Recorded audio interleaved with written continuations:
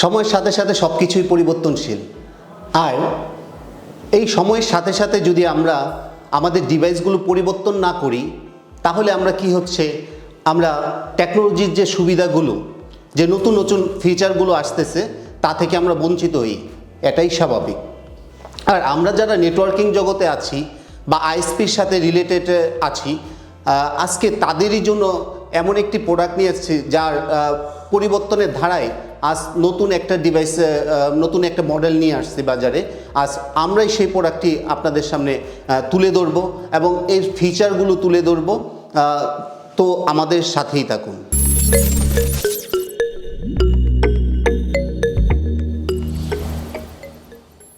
Hello viewers, Excel টেকনোলজির পক্ষ থেকে আপনাকে জানাচ্ছি আন্তরিক শুভেচ্ছা অভিনন্দন। আর আমি সুমন পোদ্দার, পুরোটা ভিডিও জুড়ে আছি আপনাদের সাথে। তো চলুন আজকে আমরা যে প্রোডাক্টটি আপনাদের জন্য নিয়ে আসছি সেটা আনবক্সিং করে দেখে নিই। সো ভিউয়ার্স, আনবক্সিং করার পর আমরা যা যা পেলাম, একটা 24 ভোল্টের অ্যাডাপ্টার পেলাম, একটা স্ক্রু কিট পেয়েছি, সাথে একটা পেয়েছি মাইক্রোটিকের ইউজার ম্যানুয়াল, আর দুটা অ্যান্টেনা পেয়েছি, যেটা হচ্ছে আপনার 2.4 গিগাহার্টজের 4 dB এর দুটো অ্যান্টেনা। আর আমি আপনাদেরকে যে ডিভাইসটার কথা বলতেছিলাম এটা হচ্ছে সেই ডিভাইস মাইক্রোটিকের, যার মডেল নাম্বার হচ্ছে L009UiGS-2HaxD-IN। যেটা পরিবর্তনশীল, আমি কথাটা বলছিলাম পরিবর্তনশীল, এটাই বলছিলাম। আমরা মূলত প্রথম দিকে যেটা আমরা ইউজ করতাম, যারা মাইক্রোটিক লাভার আছেন তারা ইউজ করতাম 2011 সেই ডিভাইসটি, সেটাই পরিবর্তনের দ্বারা আজ L009 হিসেবে আমাদের সামনে চলে এসছে নতুন নতুন ফিচার নিয়ে। আজ এটাই আপনাদের সাথে তুলে ধরব। সো ভিউয়ার্স, এখানে প্রথমে আমরা দেখতে পাচ্ছি একটা কশন, একটা স্টিকার লাগানো আছে যেখানে লেখা আছে do not power on without antenna connected, মানে বলা হচ্ছে যে আপনি অ্যান্টেনাটা কানেক্ট করার পর ডিভাইসটাকে পাওয়ার থ্রু করবেন। অবশ্যই এটার মধ্যে কোনো একটা বিশেষত্ব আছে যে কারণে আপনার মাইক্রোটিক আপনাকে কশন হিসেবে এটাকে উল্লেখ করেছে। তো আমরা স্টিকারটি উঠিয়ে দেখি।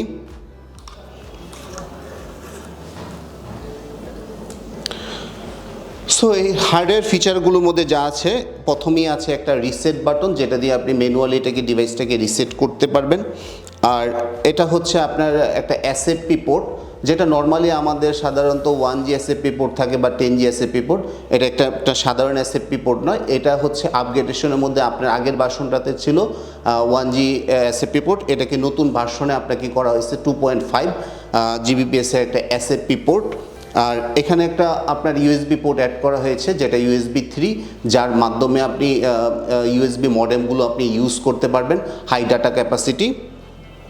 সাথে দেওয়া হচ্ছে আপনার 8টা ইথার পোর্ট দেওয়া আছে, প্রত্যেকটাই হচ্ছে আপনার 1 Gbps ইথার পোর্ট। এবং হচ্ছে আমরা যদি এই পাশটাতে আসি, এখানে দেওয়া আছে একটা ইউএসবি কনসোল পোর্ট, যার মাধ্যমে আপনি ডিভাইসটাকে নেট ইনস্টলারের মাধ্যমে বা কনসোলারের মাধ্যমে আপনি এটাকে লগ ইন করতে পারবেন। যদি ভবিষ্যতে কোনো ওএস রিলেটেড কোনো ইস্যু হয়ে থাকে, সেই ক্ষেত্রে আপনি এটাকে নতুনভাবে ওএস দেওয়ার জন্য কনসোল পোর্টটা ইউজ করতে পারবেন। এখানে দুইটা পোর্ট দেওয়া আছে কানেক্টিভিটি, যেটা হচ্ছে আপনি করতে পারবেন, এন্টিনা দুটাকে প্লাগ ইন করতে পারবেন। আর এটা হচ্ছে আপনার ব্যাকলুকিং হিটসিঙ্কের জন্য দেওয়া আছে। এবার পিছনের দিকে দেখি, এখানে হচ্ছে মাইক্রোটিকের একটা স্টিকার লাগানো আছে, সিরিয়াল নাম্বার, এভরিথিং দেওয়া আছে, এবং মাউন্টিং করতে চাইলে সেটাও আপনি করতে পারবেন। আর উপরের দিকে মাইক্রোটিক। সো ডিভাইসটার যদি আসি আমি, ডিভাইসটার মধ্যে কিন্তু আগের যে আপনার রেড ভার্সনটা ছিল, রেড কালারের ছিল, সেই কালারটাই কিন্তু মাইক্রোটিক এখনও আপনাকে সেটাই রেখেছে। এবং দেখতেও কিন্তু অনেকটা মানে কি বলবো, রেড ডায়মন্ডের মতো মনে হচ্ছে। সো ডিফারেন্ট, কারণ মাইক্রোটিকের প্রোডাক্টগুলো অধিকাংশ আমরা জানি হোয়াইট হয় বা হচ্ছে গিয়া খুবই কম হচ্ছে ব্ল্যাক। তবে এই একটা মাত্র ডিভাইস যেটাকে রেড কালারিং করা হয়েছে এবং খুবই পশ একটা লুকিং, দেখতেও খুব ভালো লাগে। 4 সেটটা যদি আপনি দেখি।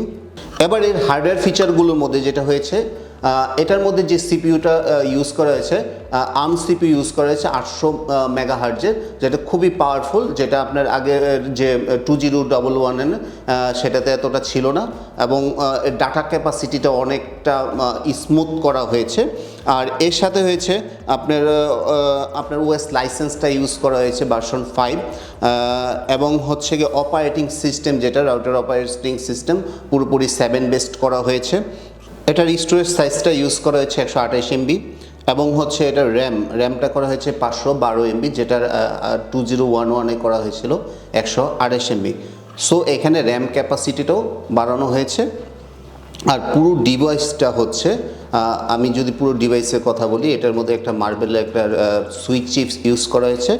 এই সুইচ চিপটা ইউজ করার কারণে আপনার প্রত্যেকটা, যদি আমি 1 নাম্বার পোর্টটার কথা বলি, 1 নাম্বার পোর্টটা কানেক্ট করা আছে ডিভাইসের সিপিইউর সাথে এবং বাদবাকি যে 7টা পোর্ট আছে সেটা সরাসরি কানেক্টেড হচ্ছে আপনার সুইচ চিপের কারণে, যে কারণে হচ্ছে প্রত্যেকটা পোর্টের ডাটা ক্যাপাসিটি হয়ে গেছে 2.5 Gbps ফুল ডুপ্লেক্স একটা সিস্টেম পেয়ে যাবেন। রিসিভ এবং হচ্ছে গিয়ে সেন্টে আপনি ট্রান্সমিশনে 2.5 Gbps পেয়ে যাচ্ছেন। এছাড়া হচ্ছে প্রথম পোর্টটা হচ্ছে 1 Gbps, যেটা হচ্ছে আপনার সরাসরি আপনার সিপিইউর সাথে কানেক্টেড, যে কারণে হচ্ছে এটাও একটা পোর্ট, ফুল ডুপ্লেক্স একটা পোর্ট। সুইচ চিপের কারণে আপনার ডাটা ক্যাপাসিটিটা আরও স্মুথ হয়েছে, আপনার কোনো ইন্টারাপশন ছাড়াই এটা আপনি ইউজ করতে পারছেন। এছাড়াও যেটা এই ভার্সনটাতে আরও যেই বিষয়গুলো আপনার উল্লেখযোগ্য সেটা হচ্ছে আপনার ফিল্টারিং প্রসেসটা, তারপরে হচ্ছে IPsec VPN এর যে প্রসেসগুলো আছে এবং হচ্ছে গিয়ে ফায়ারওয়েল সিস্টেম, যেটা হচ্ছে জটিল ফায়ারওয়েল সিস্টেমগুলো, সেটাকেও ডেভেলপ করা হয়েছে এই ডিভাইসটাতে। আর এখানে যদি এবার আসি আমি পাওয়ারিং ক্ষেত্রে যদি আসি, পাওয়ারিংয়ের জন্য আপনার এই ডিভাইসটাতে 24 ভোল্টেজের একটা পাওয়ার অ্যাডাপ্টার দেওয়া আছে, যেটার মাধ্যমে পাওয়ার পোর্টে কানেক্ট করে আপনি পাওয়ার দিতে পারবেন। আর এটা হচ্ছে ম্যাক্সিমাম পাওয়ার কনজাম্পশন হচ্ছে গিয়ে 47, আর হচ্ছে গিয়ে যদি মিনিমাম হয় তাহলে 140 ভোল্টেজ আপনি এটা কনজাম করতে পারে। আর এছাড়াও যদি আপনার এটা হচ্ছে প্রথম পোর্টটা যদি আমি বলি, সেটা PoE ইনের ক্ষেত্রে আপনি ব্যবহার করতে পারেন, মানে আপনি 2টা পাওয়ার সিস্টেম পেয়ে যাচ্ছেন। যদি আপনার অ্যাডাপ্টারটা সমস্যা হয়ে থাকে আপনি সরাসরি এটাকে PoE করতে পারছেন। আর 8 নাম্বার পোর্টটা হচ্ছে PoE আউট, সেটাও আপনার PoE আউট হচ্ছে প্যাসিভ ডিভাইসগুলোর ক্ষেত্রে, যেই ডিভাইসগুলো আপনার মাইক্রোটিকে প্যাসিভ PoE সাপোর্ট করে থাকে, সেই ডিভাইসগুলোকে আপনি এই ডিভাইসের মাধ্যমে পাওয়ারটা থ্রু করতে পারছেন। এই হচ্ছে আপনার পাওয়ারিং এরিয়াটা। এবার আসি হচ্ছে আপনার ওয়্যারলেস ক্যাপাসিটিটা করা হয়েছে আপনার 2.4 GHz সিঙ্গেল ব্র্যান্ডের ডুয়েল চেনের একটা ওয়্যারলেস ক্যাপাসিটি করা হয়েছে, যেগুলো হচ্ছে আপনি হোম বা বাসা বা স্মল অফিসগুলোতে আপনার এটা ওয়াইফাইটা আপনি নিরবিচ্ছিন্ন একটা সাপোর্ট দিতে পারছেন। আর এটার যে আপনার 4dB যে অ্যান্টিনাগুলো ইউজ করা হয়েছে এবং হচ্ছে ওয়াইফাই 6টা ইউজ করা হয়েছে, যেটার মধ্যে আপনি 90% ডাটা ক্যাপাসিটি আপনি ফুলফিল করতে পারছেন এবং হচ্ছে ইউজার স্মুথলি সেটা ইউজ করতে পারবে। ধরুন 1200 স্কোয়ার ফিটের একটা বাসার জন্য আপনি এই ডিভাইসটা আপনি ইউজ করতে পারেন, বা আপনি স্মল অফিসের জন্য ইউজ করতে পারেন। সেই ক্ষেত্রে আপনার যদি কোনো ব্যারিয়ার না থাকে আপনি ফুলটাই ব্যান্ডউইথ আপনি স্মুথলি ইউজ করতে পারবেন, আমরা টেস্ট করে দেখেছি।